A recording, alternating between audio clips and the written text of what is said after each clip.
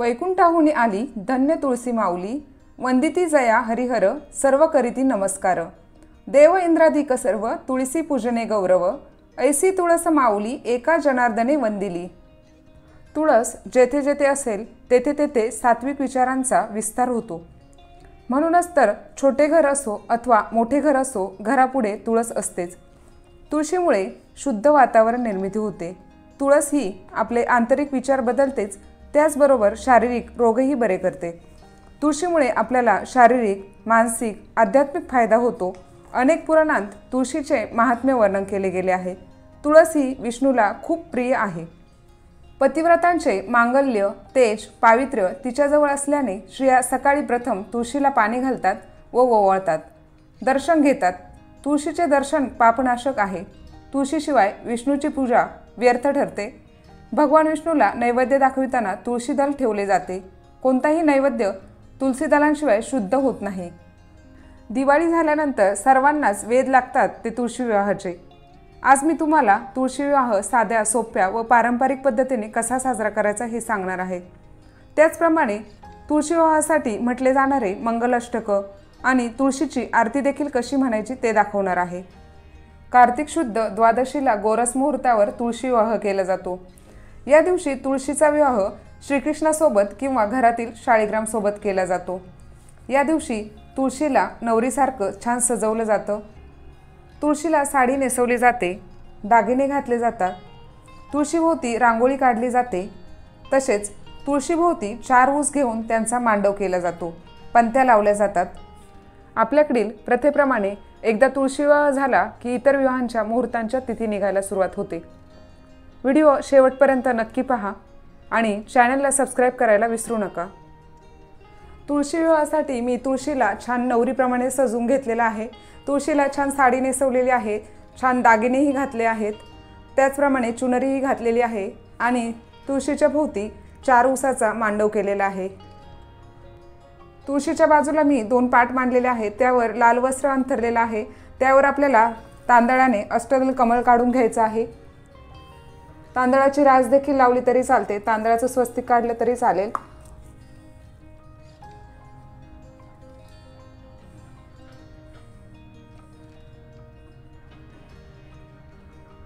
या प्रकारे तांदळाचं अष्टदल कमळ काढून घ्यायचं आहे आणि त्यावरती आपण कलशाची स्थापना करणार आहोत।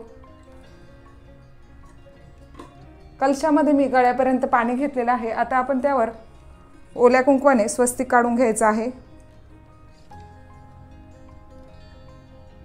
स्वस्तिकच्या बाजूने कुंकवाच्या रेषा मारून घ्यायच्या आहेत।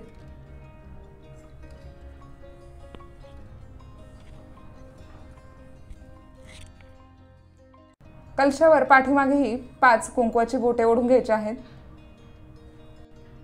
आता कलशामध्ये थोडंसं हळदी, कुंकू, अक्षता, 1 रुपयाचं नाणं, सुपारी, थोड्याशा दुर्वा आणि 1 फूल वाहून घ्यायचं आहे। आता कलशावरती आंब्याची 5 पानं ठेवून घ्यायची आहेत। पानांनाही हळदी कुंकू लावून घ्यायचं आहे। आंब्याची पाने मिळाली नाही तर तुम्ही विड्याची पाने घेतली तरी चालतील।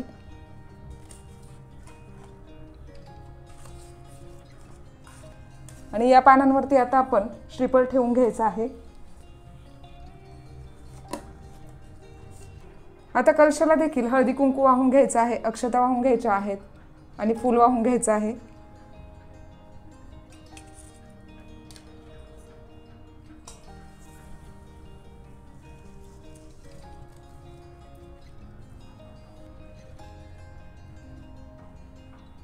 दीप प्रज्वलन करून घ्यायचं आहे।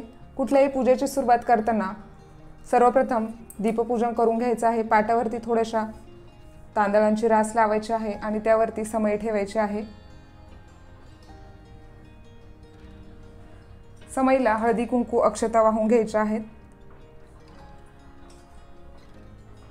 फुलं वाहून घ्यायची आहेत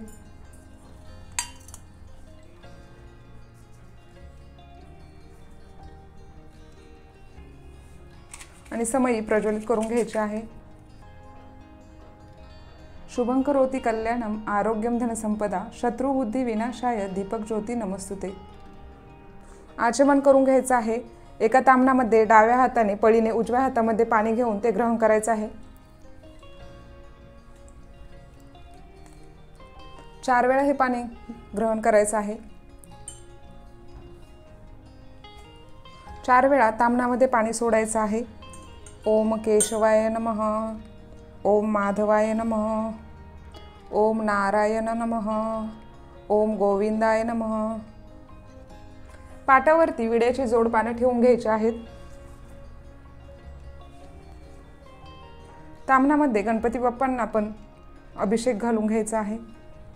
मी गणपती बाप्पांची मूर्ती घेतलेली आहे। गणपती बाप्पाच्या मूर्तीला प्रथमतः पाण्याने अभिषेक घालायचा आहे।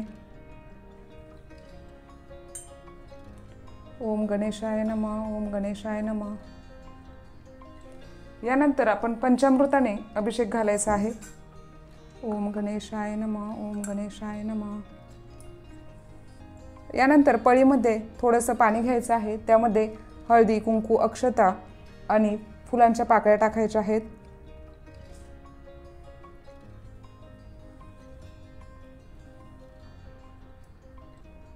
आणि याने गणपती बाप्पांना अभिषेक घालायचा आहे। वक्रतुंड महाकाय सूर्यकोटी समप्रभ निर्विघ्नं कुरु मे देव सर्व कार्येषु सर्वदा।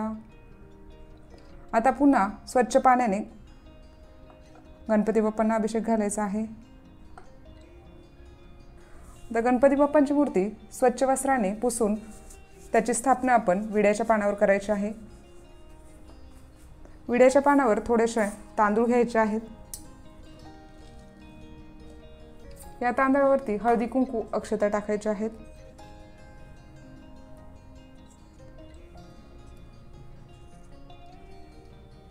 आणि गणपती बाप्पांची स्थापना करून घ्यायची आहे। ओम गणेशाय नमः।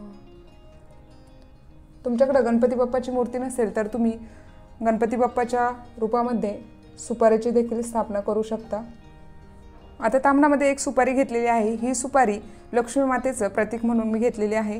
या सुपारीचा अभिषेक करून घ्यायचा आहे। ओम लक्ष्मी माते नमः, ओम लक्ष्मी माते नमः। प्रथमतः पाण्याने अभिषेक करून घ्यायचा आहे। नंतर पंचामृताने अभिषेक घालून घ्यायचा आहे। ओम लक्ष्मी माते नमः। पुन्हा एकदा पळीमध्ये थोडंसं स्वच्छ पाणी घ्यायचं आहे। त्यामध्ये हळदी, कुंकू, अक्षता वाहून घ्यायच्या आहेत। थोड्याशा फुलांच्या पाकळ्या वाहून घ्यायच्या आहेत।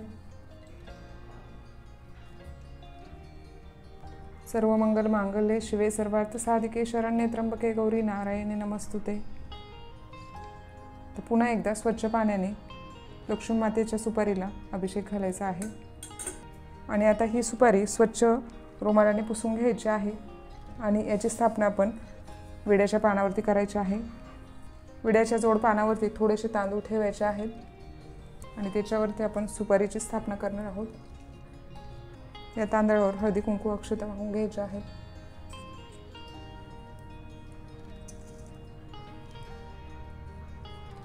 ओम लक्ष्मी माते नमः, ओम लक्ष्मी माते नमः।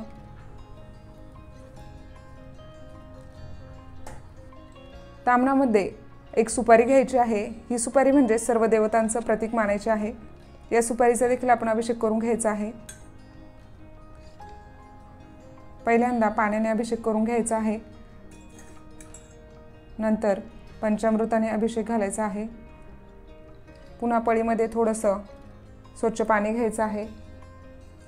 त्यामध्ये थोडंसं हळदी, कुंकू, अक्षता घ्यायच्या आहेत आणि त्यामध्ये थोड्याशा फुलांच्या पाकळ्या घ्यायच्या आहेत आणि या सुपारीला अभिषेक घालायचा आहे।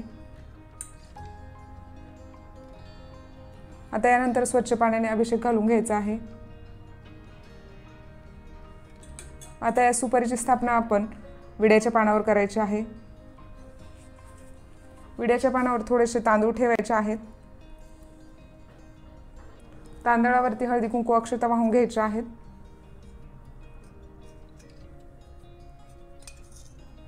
आणि सर्व देवतांच्या सुपारीची स्थापना करून घ्यायची आहे।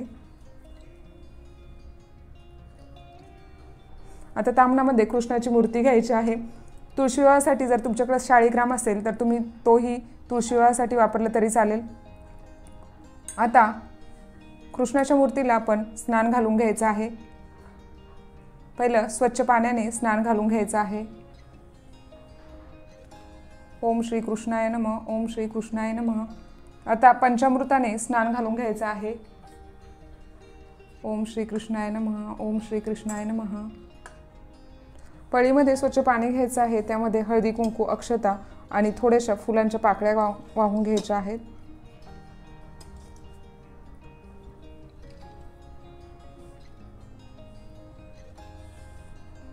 ओम श्री कृष्णाय नमः. ओम श्री कृष्णाय नमः. ओम श्री कृष्णाय नमः. आता पुन्हा स्वच्छ पाण्याने श्रीकृष्णाच्या मूर्तीला स्नान घालायचं आहे.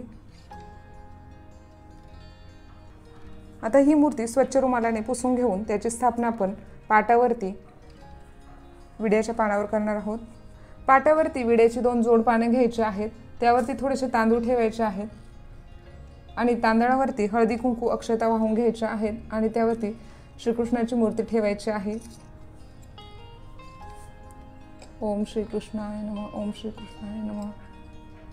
आता आपण या सर्व देवांना हळदी कुंकू अक्षता आणि फुलं वाहून घ्यायची आहेत. गणपती बाप्पाच्या मूर्तीला हळदी कुंकू अक्षता वाहून घ्यायच्या आहेत.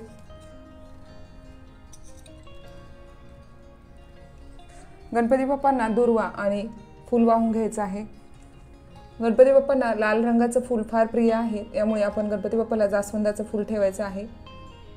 ओम श्री गणेशाय नमः. आता लक्ष्मी मातेच्या सुपारीला हळदी कुंकू वाहून घ्यायचं आहे. हळदी कुंकू अक्षता आणि फूल वाहून घ्यायचं आहे. सर्व देवतांच्या सुपारीला हळदी कुंकू अक्षता वाहून घ्यायच्या आहेत. सर्व देवताय नमः. सर्व देवताय नमः.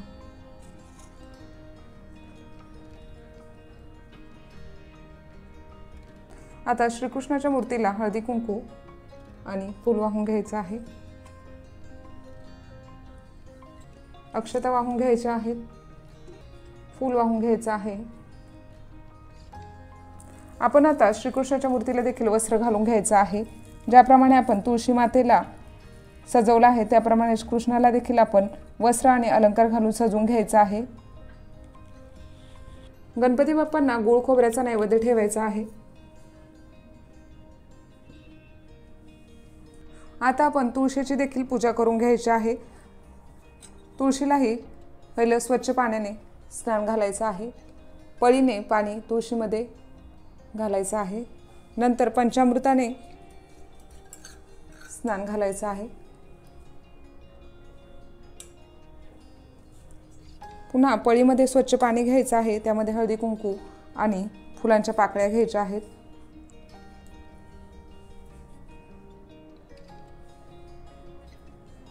आणि हे तुळशीमध्ये घालायचं आहे.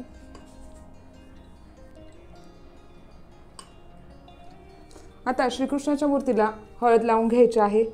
हळद थोडीशी ओली करून घ्यायची आहे आणि ती लावायची आहे. तुळशी मातेलाही हळद लावून घेऊयात.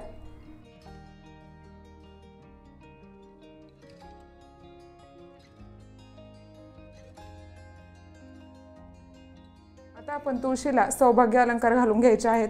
नववधूला ज्याप्रमाणे आपण हिरवा चुडा भरतो त्याप्रमाणे आपण तुळशीला हिरवा चुडा घालायचा आहे. तुळशीमध्ये आपण हिरव्या बांगड्या ठेवायच्या आहेत.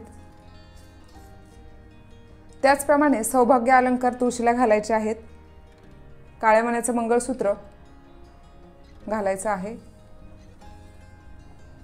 त्याचप्रमाणे तुळशीला गजरा घालून घेऊयात.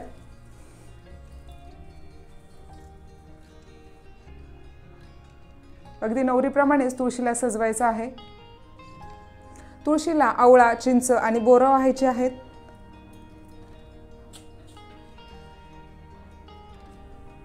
आता तुळशी मातेला हळदी कुंकू लावून घ्यायचं आहे आणि तुळशी मातेची ओटी भरून घ्यायची आहे. स्वतःलाही हळदी कुंकू लावायचं आहे. देवीची खणा नारळाने ओटी भरून घ्यायची आहे. देवीसाठी मी हा खण घेतलेला आहे. तुमच्याकडे खण नसेल तर तुम्ही एखादा नवीन ब्लाऊज पीस घेतला तरी चालेल. आता यावरती आपण एक नारळ आणि हे ओटीचं सामान ठेवायचं आहे. एक खारीक, सुपारी, बदाम, खोबरं,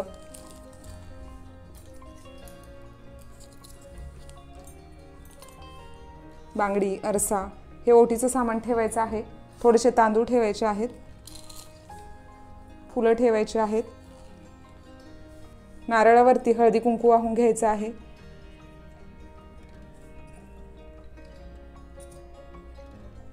आणि आता देवीची आपण ओटी भरून घ्यायची आहे।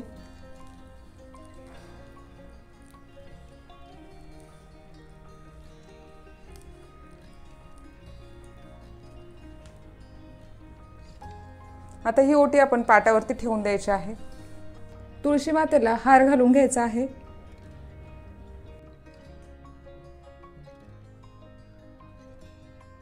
आपल्याकडे घरामध्ये बनवलेला गोडाचा नैवेद्य आपण पाटावरती ठेवायचा आहे।